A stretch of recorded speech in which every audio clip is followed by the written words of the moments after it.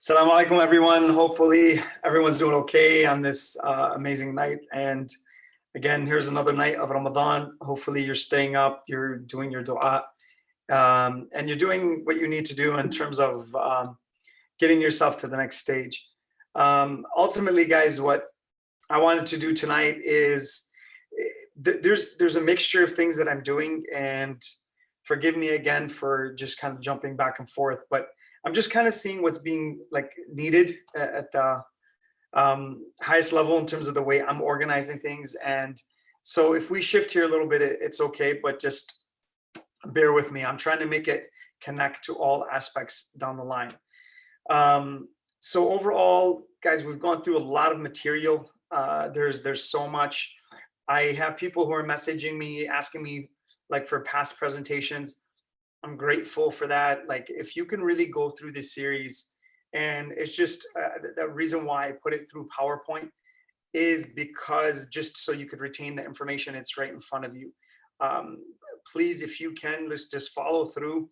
And if you know someone who needs this stuff, gear them towards that. So, alhamdulillah, I'm grateful for all the responses. I'm just for all your messages. I'm so thankful.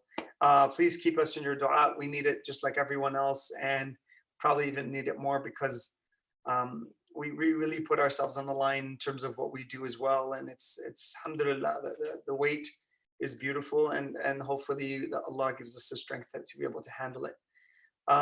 Again, I'm grateful to be doing this for you guys on a nightly level, and thank you for following along, and thank you for your time. So let's begin again the right way. And A'udhu billahi minash shaitanir rajim. Bismillahir rahmanir rahim. Wassalatu wassalamu ala ashrafil anbiya'i wal mursaleen. Abul Qasim Muhammad wa ala ali baytihi at-tayyibin at-tahirin. Allahumma salli ala Muhammad wa ali Muhammad. I wanted to give you a different book today for those who were like entrepreneuric. They want to kind of take themselves on a business level. This book is amazing, but you got to read it and know how to read it because it has some philosophy that you really need to kind of be aware of. So I recommend actually reading it with a mentor or a friend or someone who can guide you, because it's got some ideas, but they can kind of spin you a little bit in terms of just the ideas are a little heavy, So if you feel like your identity is not really intact, be careful with some of these books, because the ideas are great. You just got to know how to filter through the concepts and just be able to grasp the right ideas in the way they're presented. Be careful with some of the content. But I think it's a great book, and this is one of the books of like really, really amazing. And we're not talking about just physical richness from money to these kinds of things. There's a spiritual richness you got to attain. There's a relationship richness that you got to attain. The spirituality richness. And these are the main things. This book doesn't talk about that, but you can relate the ideas. It really talks about how to grow as a person and develop yourself, and how to really think about certain concepts. The book is an all-time bestseller, and it's just a great book in terms of having in your library. So that's another one for tonight. So guys, tonight I wanted to talk about the 7 levels of spirituality. So a couple nights ago, I talked about the 4 levels of establishing prayer. And I may even do another one on that down the line, because I just received a lot of great feedback on that one. So tonight, the 7 levels of spirituality. This is how we can ascend, and us getting closer to Allah is through khushu'. So khushu' is ultimately the presence where your heart is emotionally tranquil. So in the Quran it says,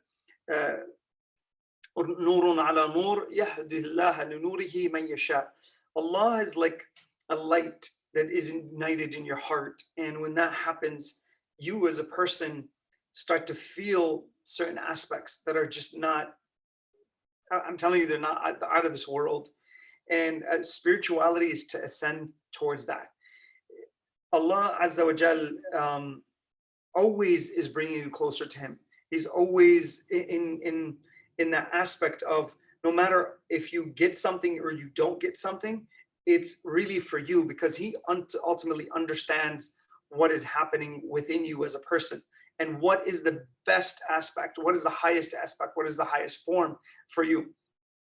So now, in terms of that, once we start moving towards these 7 levels, I really want you to think about this in your salah as you are ascending, or as soon as you say Allahu Akbar. Okay, Allahu Akbar, Allah is the greatest.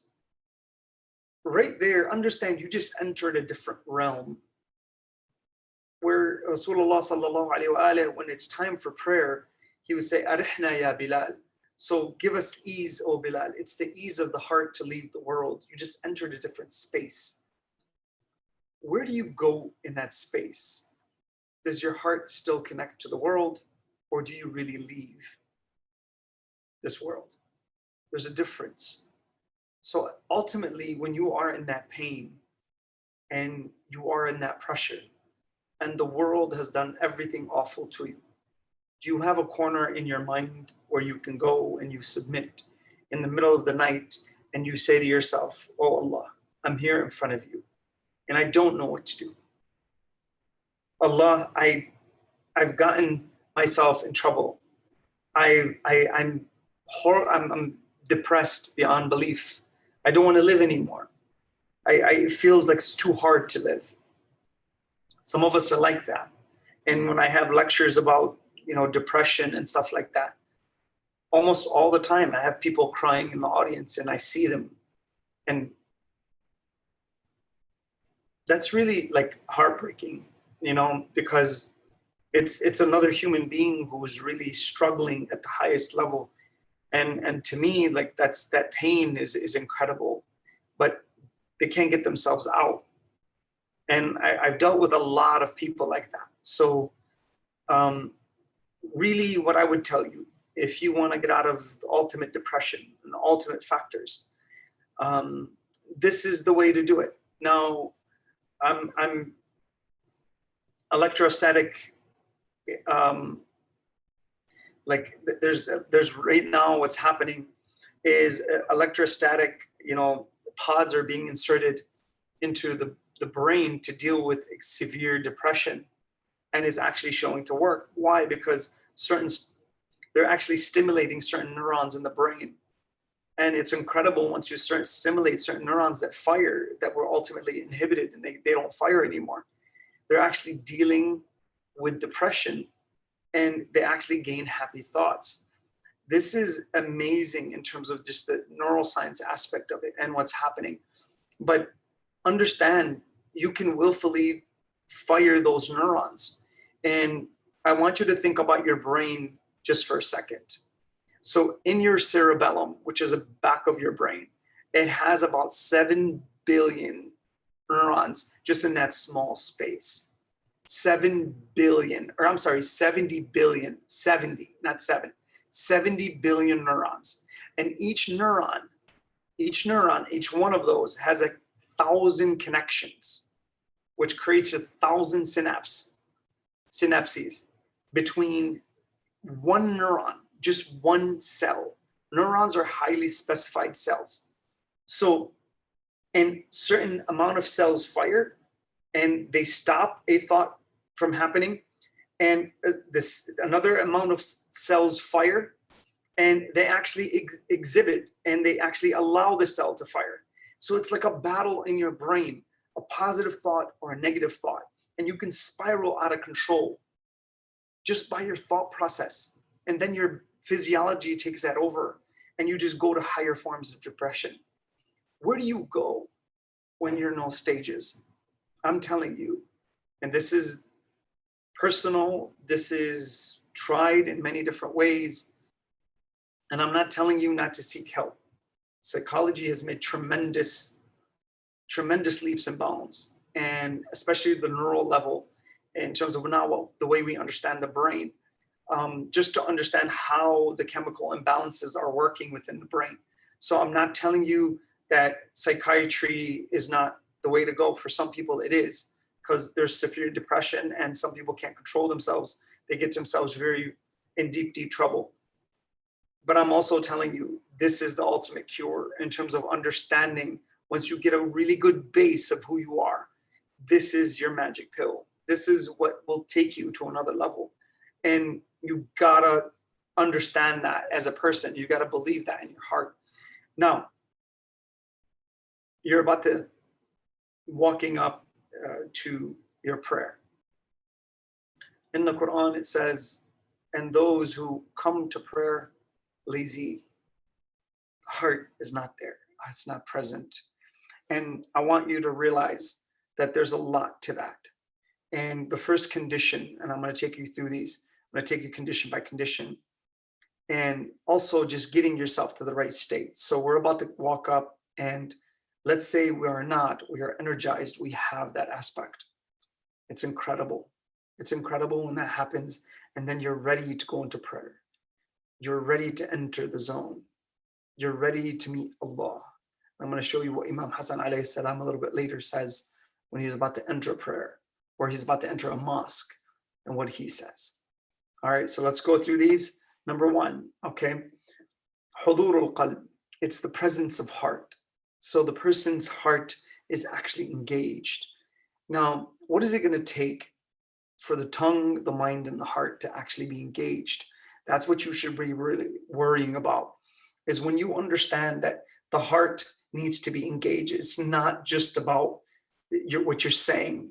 It's not a physical, mechanical prayer. Prayer is not set up in the movements. It's not. The movements and the positions signify a lot. So when you go into ruku', I'll give you an example. When you go into ruku' and you put your head, you're supposed to extend your neck out as far as possible. Why? Because you're telling Allah, my neck is in your hands. Everything's in your hands. And Imam Sadiq alayhi salam says that when he would be in prayer, there's a hadith that's written, when he would be in prayer, that if a drop of water was to drop on his back, it wouldn't move at all, because he would be so straight in his prayer. Now that's for men, not for women. Women are supposed to actually be a little bit further up. So on that level, that's how he would be. And he would be like a perfect L in terms of his shape. And these things, they're so significant to mastering your prayer and getting it to another level. But ultimately, that presence of heart is a mental and an emotional focus. I'm not just verbally saying things. The positions are great and they're incredible, but they're not everything. And we're going to see what Rasulullah sallallahu alaihi wasallam says about that a little bit later. So now, in this, is your tongue, heart, and mind connected? Like we just said, are you connected in terms of these kinds of things? When you say, when you speak, okay, is that connected to your mind? And is that connected to your heart? Are all three in sync? If they are in sync, then good for you. You established something. You've gotten yourself there. You're going to the right corner in your mind. That's the way it works. Now, number two, when you start praying, we lose focus mentally and emotionally. Most of us, when we start praying and we say Allahu Akbar, that's a sign for our heart, for our mind to just travel. It just goes. And some of us, and I know, guys, I'm not saying that this is easy to do. I'm not telling you, but we need to try.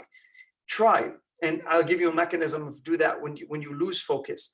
If you start thinking about the chairs you just bought today, or the TV you're going to buy tomorrow, or you're picking up your kid, or whatever it is, say to yourself, bring it back to Allah. Connect that thought. Say, Alhamdulillah, Ya Allah, you've given me the opportunity to buy chairs. Alhamdulillah, Ya Allah, that you've given me kids, and I have transportation to go pick them up. So connect the thought back to Allah. Connect whatever the thought is and you trail off, connect it back to Allah. Say Alhamdulillah in your prayer and regain that. So regain the connection. Remember I said before, and I said the past lectures, the navigation system is in your heart. It's there, it's in your heart. And that heart needs to be connected to Allah. Once you connect to Allah, وَأَقِمِ الصَّلَاةِ إِنَّ الصَّلَاةَ تَنْهَى عَنِ الْفَحْشَاءِ وَالْمُنكَرِ, or أَقِمِ الصَّلَاةَ وَأَقِمِ الصَّلَاةَ وَأَقِمِ الصَّلَاةَ لِذِكْرِ. So establish prayer so you may remember me. It becomes easier to become God conscious because you're training yourself. Just like you train an animal, you train something, same thing. Your heart needs to be tamed and trained to connect to the right things. And that's incredible when you do that right. Okay. So to lose focus, always connect it back. That's okay. True prayer is what happens in the heart, like we just said, in terms of connecting that in your own being. So when that connection happens and you connect to Allah, and then your head hits the floor, your forehead hits the floor, that sensation of ascension, of submission to Allah is incredible.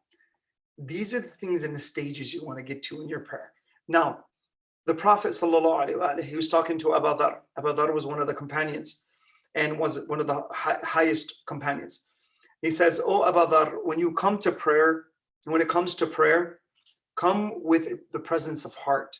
Okay, so come with your heart ready. You're about to enter, you're about to meet Allah. So imagine when you're about to go meet for a job interview or so, imagine the excitement you feel, the fear, all these kinds of, think about your meeting with Allah the same way. Like, but do you know who you're gonna get in front of? This is the ultimate being, the absolute being. Okay, now, so he says, prayer may be accepted 50%, 33%, a third is 32. So he says 33%, 25, ربعها, 25%, 10% of it. And listen to this. Okay, so these are degrees of the acceptance of prayer. Okay, so guys, what prayer does is this. Before I want to give you this fact. What prayer does is when you pray and it's accepted, it gets you out of hellfire. So it puts you in the first position in where now you've made it to heaven. It just pulls you out of hellfire. That's what happens. From there, the second level is now when you do the mustahabats and you stay away from the makruh. This is how you ascend further to Allah. So that's how, but prayer is like your mechanism. It's a protective mechanism. Protect your prayer and watch what happens. What Rasulullah sallallahu alaihi wasallam, he says a little bit later, is he says, listen to this. And he says some prayers, so some of our prayers, and I would tell you after this, I'm going to talk about congregation just a little bit and why it's so important to pray in congregation. Okay. And some people's prayers, maybe it's my prayers, your prayers.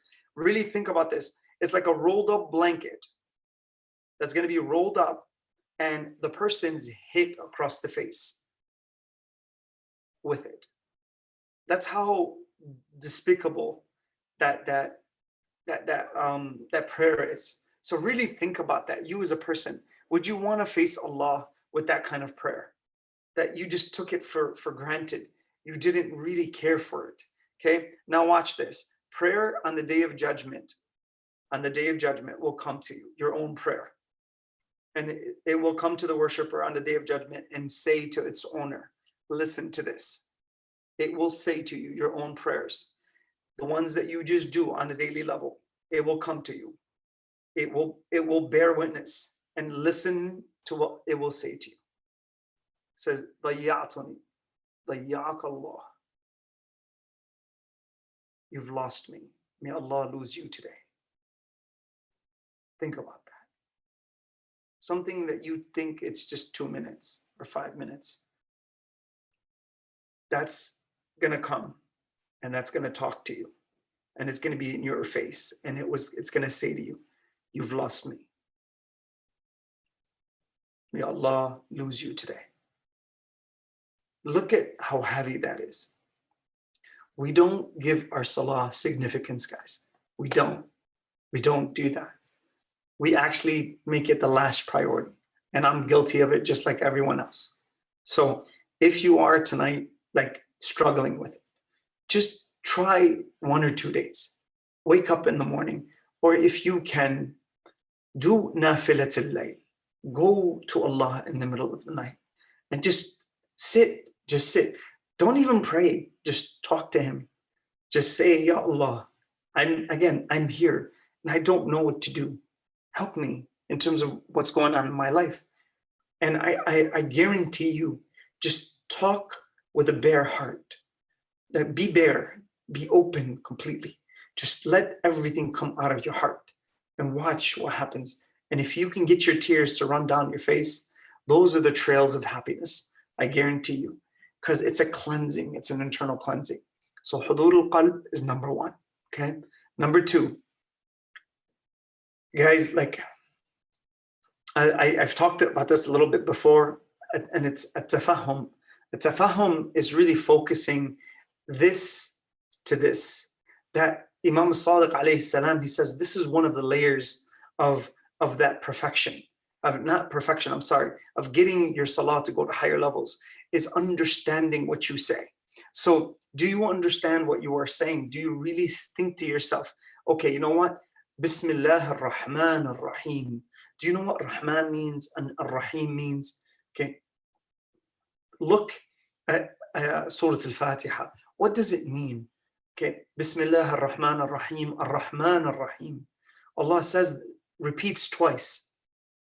Okay. Alhamdulillahi Rabbil Alameen, ar-Rahman ar-Rahim. Maliki yawmiddin. Allah's reminded us back to the day of judgment, is bringing you back.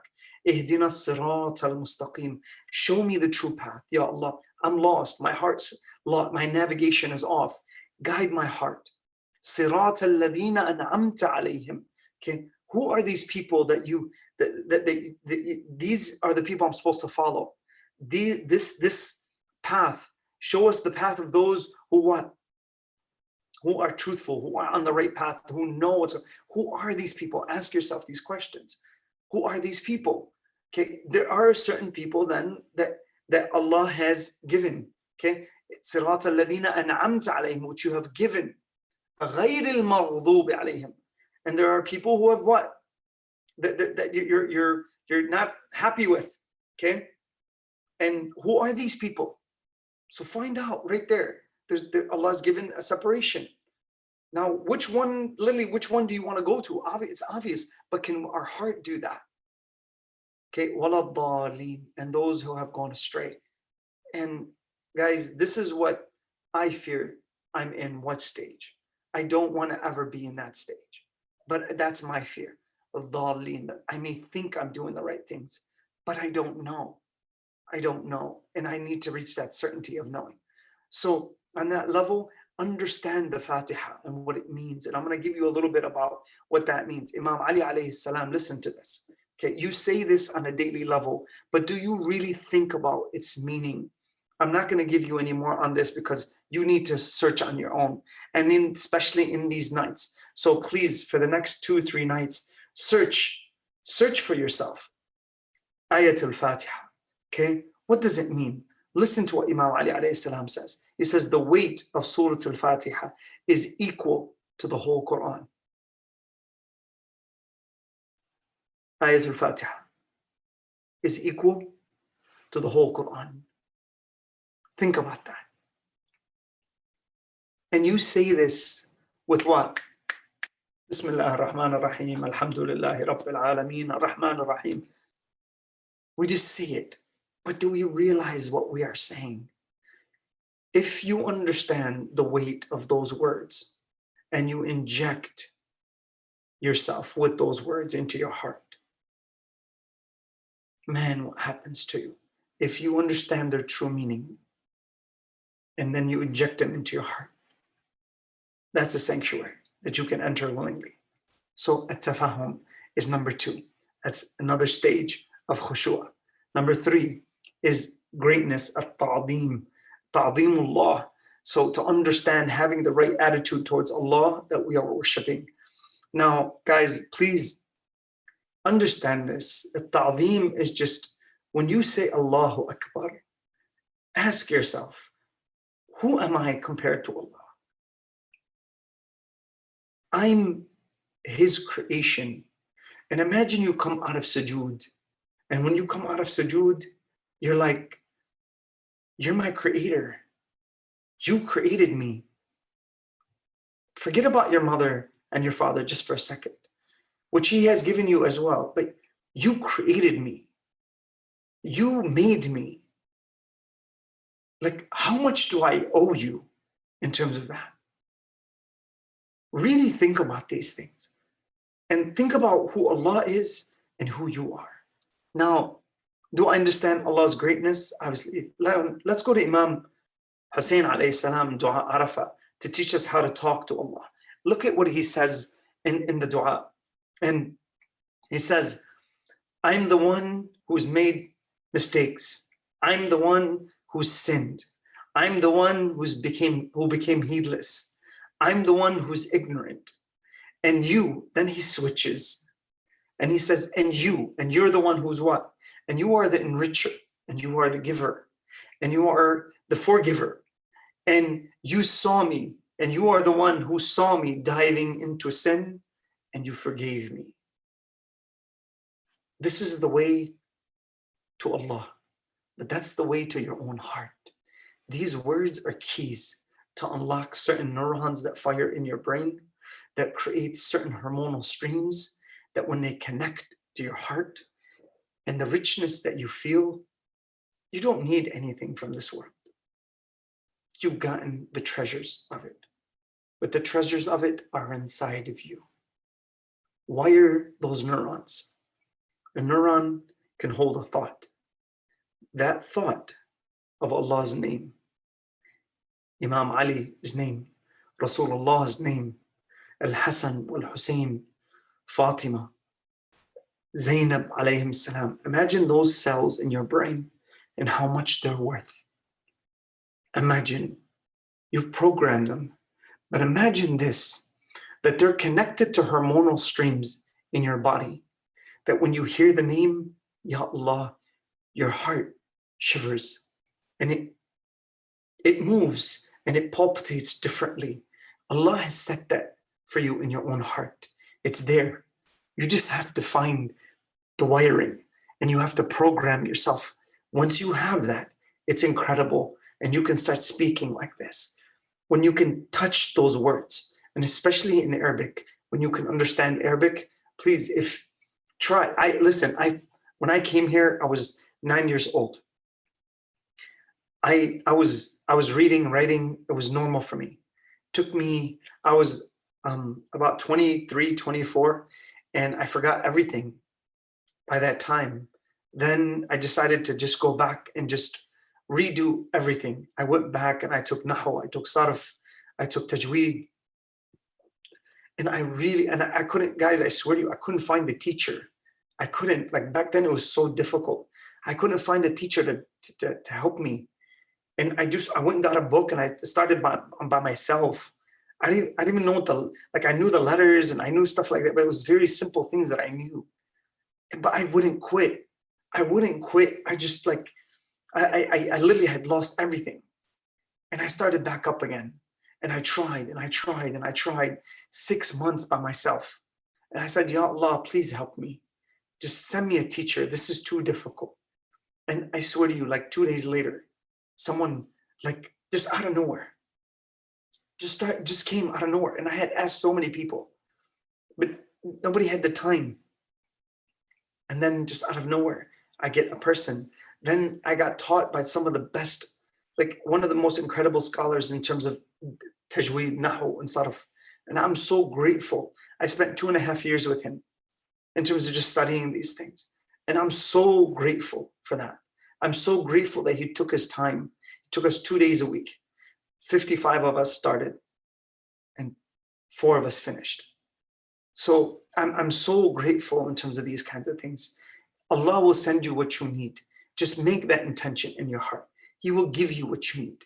And just purify that as much as possible and let go. There's nothing you can do after that. So at-ta'zeem, Allah's greatness. Al-hayba is something so beautiful. And it's to have a sense of awe when you're standing in front of Allah Azza wa Jal. And Imam Ali alayhi salam, he was known to stand in his prayer niche and stroke his beard. And once one of his companions in the middle of the night went to him and he saw him in his prayer niche. And he was saying to himself, he says, how long is the journey? And how little provisions do I have for it? And he's talking to Allah. Learn how to do that. Your heart is made for that. Where you feel a sense of awe. When you go into sujood, you're like, wow, you've created all this, including me as a person. You've given me my thought process. You've given me these things as a person. What can I do with that? Ya Allah, I'm here in front of you, and talk in those manners, but feel the sense of awe that I can even speak to you right now. And we're amazed by the internet. But do you realize the internet between mind to mind that was already created by Allah? And in terms of this, the verbal aspects, so I can circumambulate my tongue, and it's transmitted wirelessly to your ear, goes inside your head to a dictionary of words, and you understand what I'm saying. Do you realize the power that you've already been constructed with? So we get mesmerized by the internet, but we don't get mesmerized by the things that Allah has created. When you look at a bird, we get mesmerized by planes. Sometimes when you look up, you're like, wow. But do you look at a bird and say, Subhanallah, Subhanallah, Subhanal Khaliq, like the one who's created? Or you look at a spider creating its web, or you look at a baby when it starts babbling its first words. Like, who taught it how to do that? Who put those mechanisms into place? That should just blow your mind. It's astonishing. It's astonishing. When you look at the complexity of the world, it should give you one simple idea. Who created it? Who put this all together? Who? That should hit your heart so hard that you should almost stop breathing for a second. Because if you just understand the power of that, you should go into a state of just humbleness. Why? Like, you have ulama at the highest level, and they sign they sign their names Al-Ghadeer, the stupid one, because they realize they know nothing in terms of at the end. Rasulullah sallallahu alaihi wasallam, he says, when a person first learns something, they become arrogant and haughty. And when they learn more, they become what? Humble. And the third stage is when they learn even more, they realize that they know nothing at all. They realize how ignorant they are. That's wisdom. Knowing how much you don't know is actually wisdom. That's incredible. So compare your knowledge to Allah's knowledge. Fir'aun compared himself and he says, Lastu bi rabbikum al-a'la. Am I not your highest Lord? Look how much arrogance man can gain because he thinks he's in control. Allah showed him that you're nothing. Now I'll leave you as a sign, and he's still in museums today for mankind. Allah's mercy and love is what we want, not his wrath. You realize his honest, it's incredible what happens to you. So let's take a look at what Imam Ali alayhi salam says. This is a beautiful hadith, guys, in terms of knowing Allah. Okay, in Nahj al-Balagha, he talks about this. He says, "O people, fear Allah, who is such that when you speak, okay, he hears you." So when you speak, understand he hears you. Look at the way Imam Ali is describing this. And what you conceal, okay, like a secret, he knows it. Okay, he knows it. So whatever is in your heart, you're bare. Talk to Allah like you're bare. So he knows your secrets on the inside. When he speaks, when you speak to the outside, he knows it. When you hide something on the inside, he knows it. He's on the outside and the inside. Okay, prepare yourself to meet death. Now he's talking about that journey. And when you are like preparing yourself, life is a preparation for that moment.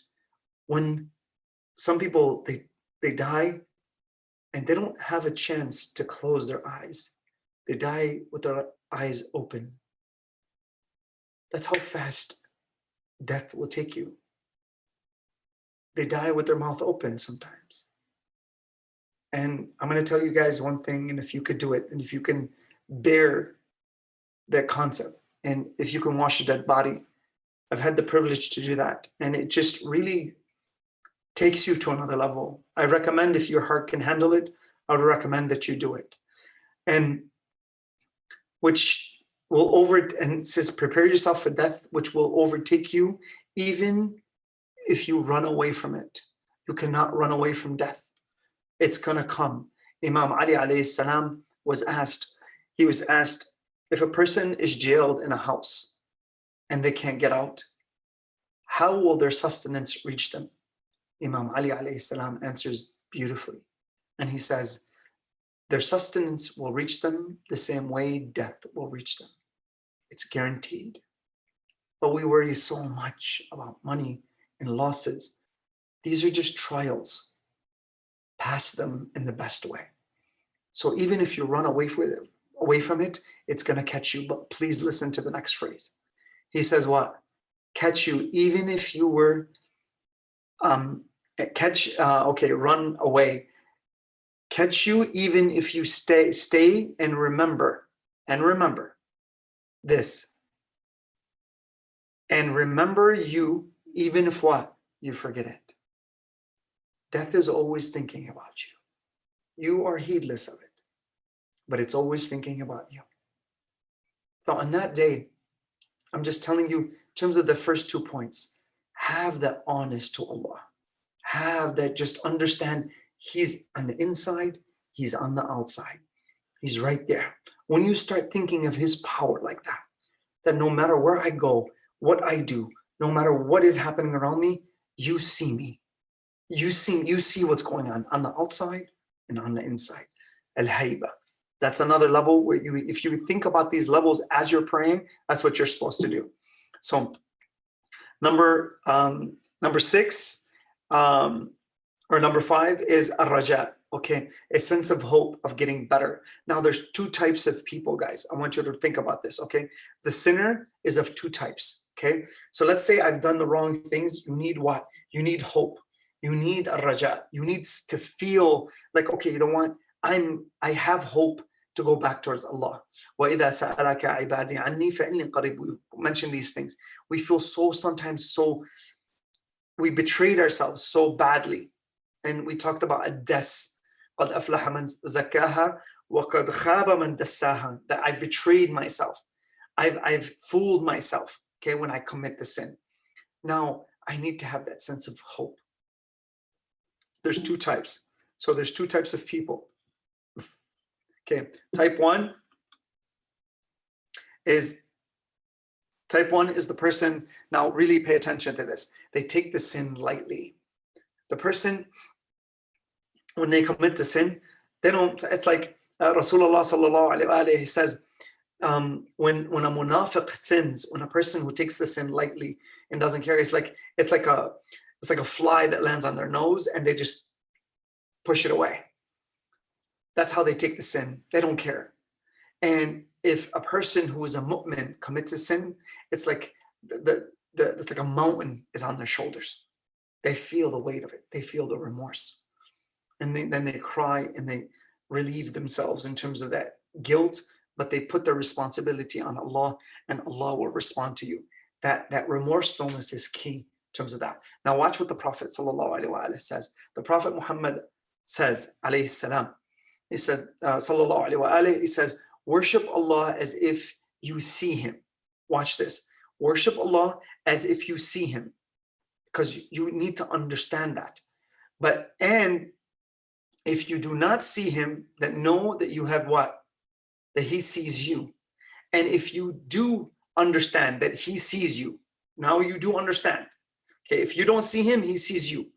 That's the first level. Now, let's say you understand that He sees you. You know Allah is looking at you, okay? And you understand that He sees you, then you have sinned. If you are still that, then you have sinned. That's incredible in terms of understanding that, okay? And no, I'll repeat that. And no, if you do not see Him, then He sees you. That's the first level. And if you do understand that He sees you, then you have sinned in terms of, and if you understand that He does see you and you still commit the sin, then what? Realize you made Him the least of seers in terms of looking at you. So if someone was to stand like your mother or father, someone anywhere within the community, anyone within the community, you would not commit the sin. But in front of Allah, you would commit the sin. Think about that as well. So now that's number one. Level two, Imam Hassan now, alayhi salam. Imam Hassan, when he would walk, when he would be about to do wudu, people would look at him and they say, "What's wrong with you?" And his color would change. And he would say to them, he goes, "Do you know who I'm about to stand in front of? It's that hope that I have with Allah, that I'm going back to you. Inna lillah wa inna ilayhi raji'un. I'm going back to you, Allah. And I'm hopeful in my return." That Imam Hassan alayhi salam would stand at the foot of the mosque, and he would start, and he would, they say that he would have his head down, and he would say, "Ya muhsinu qad ataka al-musib, anta al-muhsinu wa ana al-musib, fatajawaz an qabihi ma ta'lamu minni, ya dhal jalali wal ikram." Says, "Oh, who's what? Anta al-muhsin, you are the giver, you are the goodness, you are, and I'm what? The sinner. And you, anta al-muhsinu wa ana al-musib. Fatajawaz, and forgive, fatajawaz an qabihi ma ta'lamu minni, and forgive of the things that you know about me, that I have done. Ya dhal jalali wal ikram." Oh, the one who's what? Who's glorified and dignified. So on that level, guys, just understand, when your heart can touch these things, we need hope. You need to be, in terms of Allah, you need to be in Allah's hands. And know whatever problem, like we talked about before, place it in Allah's hands. Place it there. See it, understand it, and then connect to Allah Azza wa Jal.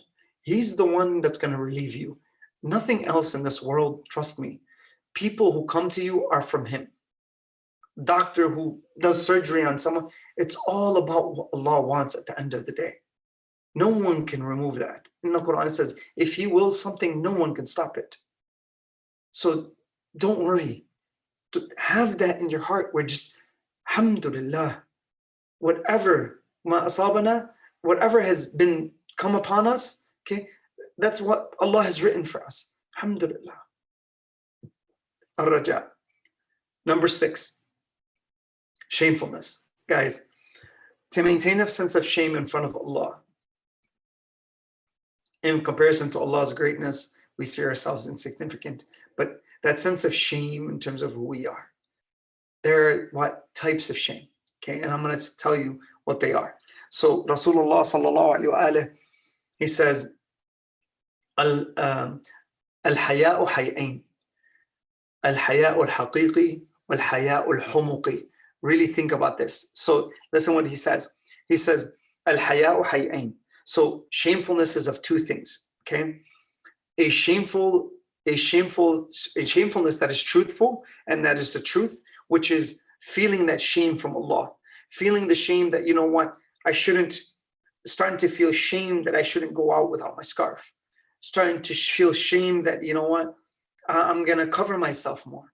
Starting to feel shame that maybe I'm going to take off some of my makeup. Starting to feel shame that, you know what, for the guys, that I'm going to not wear tight shirts. Starting to feel shame that, you know what, I'm about to look at this girl in a negative way. I look away and I say, no way, I'm not going to do that. Starting to feel shame when I'm in front of a computer, I'm by myself. And guys, there's a lot of problems I see there across the board.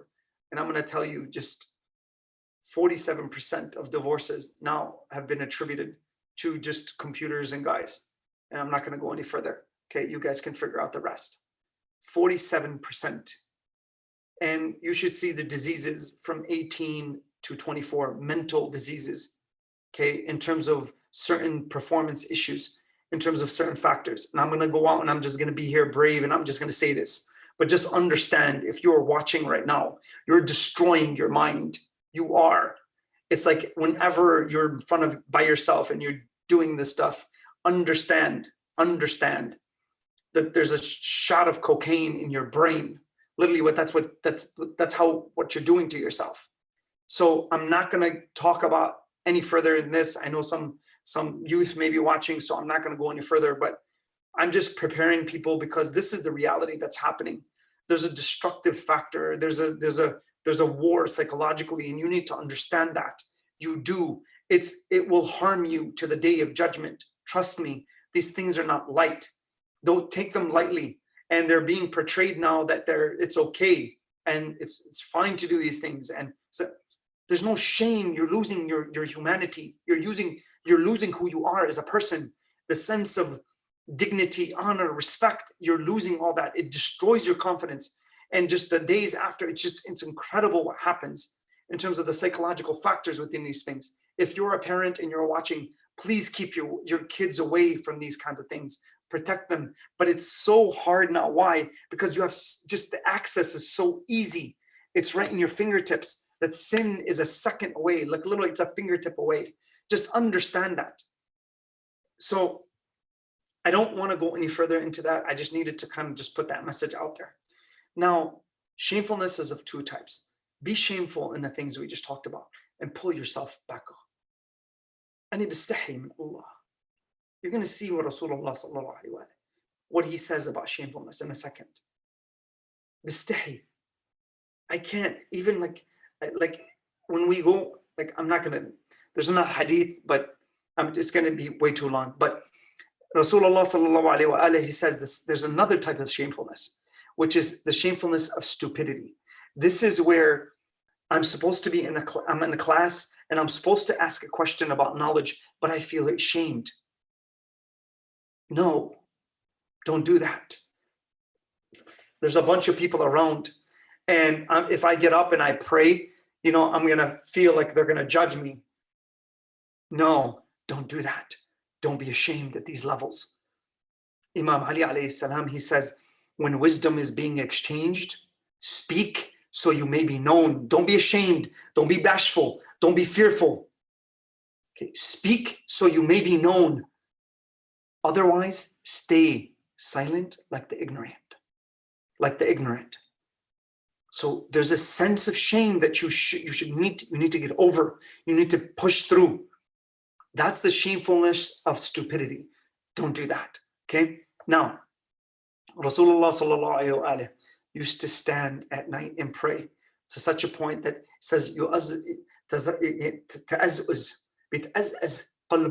meaning he would just have this flow of, he would get so kind, merciful in his heart. Okay, and he would stand so long that his feet would swell. Imagine standing in the middle of the night, and imagine Rasulullah when he was older, and he would still do this. Again, just imagine, guys, the character. Forget about, just imagine Rasulullah's character. Imagine that he would visit you right now, and he would knock on your door, and he would just and you open the door and you see him, and he says, "Assalamu alaikum."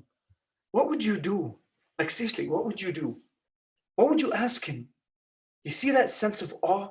That's how you should feel towards Allah, that haiba. But why? It's because of his character. It's because of what he has on the inside.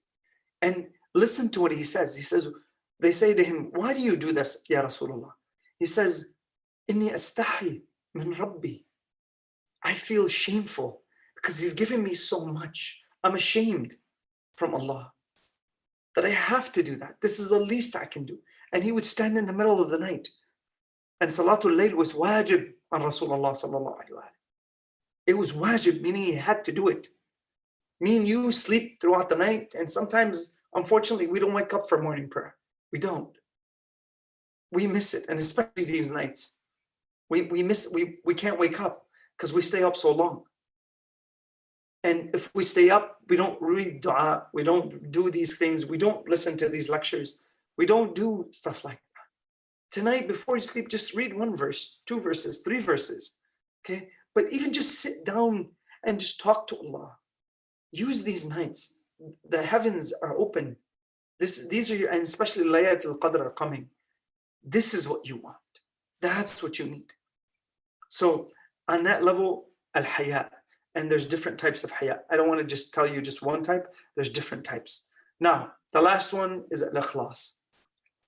Having sincerity and a pure intention to who? Allah Azza wa Jal. Imam Ali alayhi salam, he says, forgive me for the sins. And Imam Ali doesn't need that. He's just teaching us. He says, forgive me for the sins that I have sought your face. I've sought closeness to you. I've wanted to be in your presence. But other things have crept into my intentions and diverted me otherwise. They've moved me away from you. So our intention can be mixed sometimes. We don't know. Check your intention. Check it. Look at it. That book that I gave you, Bismillah ar-Rahman ar-Rahim, right here, Difficult Conversations. Okay, this talks about intentions heavily, heavily. Incredible book, guys. Incredible. I learned so much.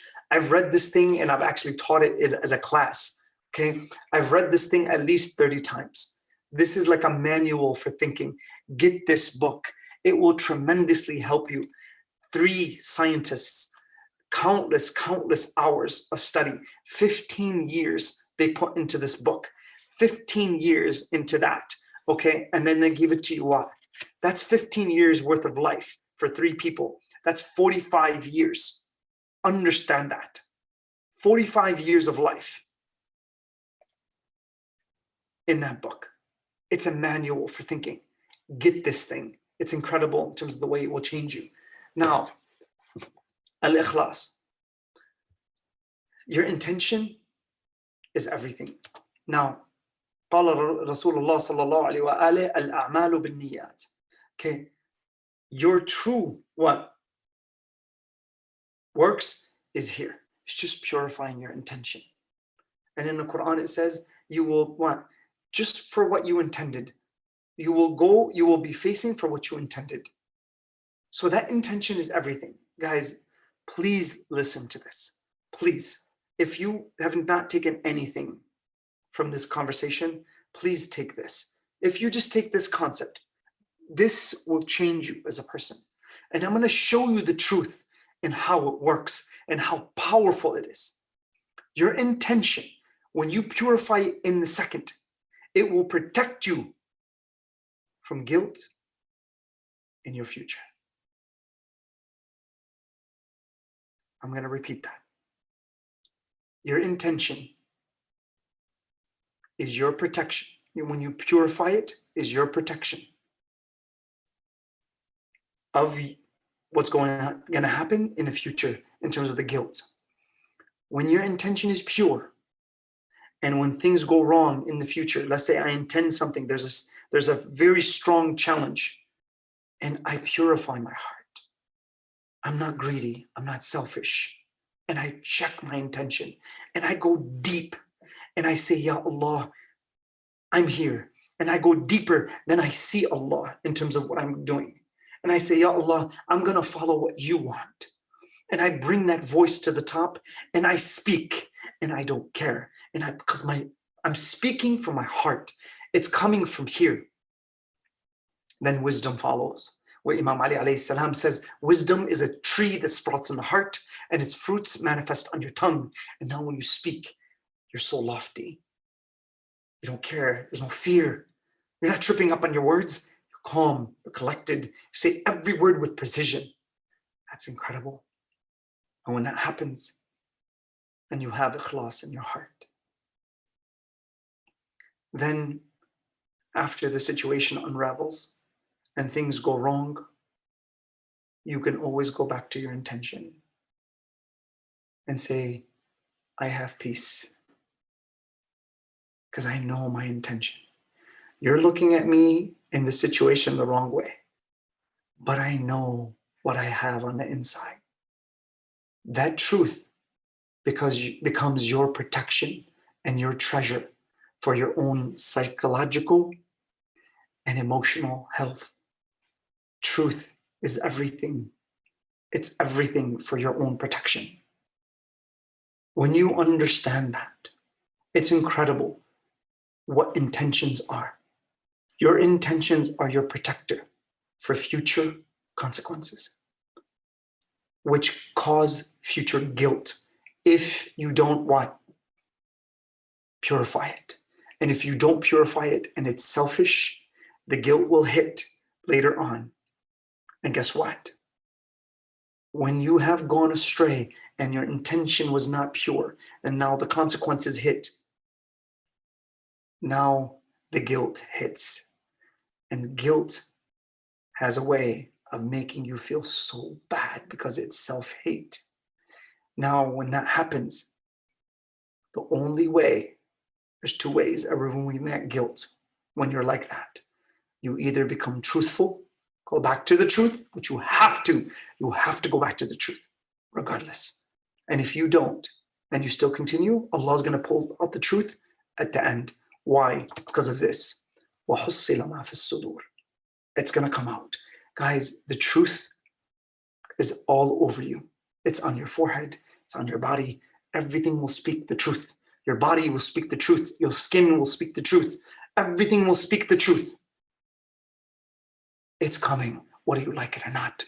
Get used to saying it. It's your freedom. It's freeing. It's everything in your heart. Trust me, it's your protector. It's everything. Now, when you do that and you learn that I need to go back to the truth and I become truthful, and now I speak the truth, then my intention, what, is everything.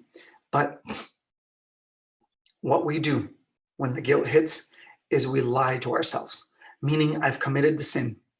My intention was wrong, okay? It was evil. It had something wrong. It was mixed. There was something wrong with my intention. The combination happens, and my intention mixes with the challenge.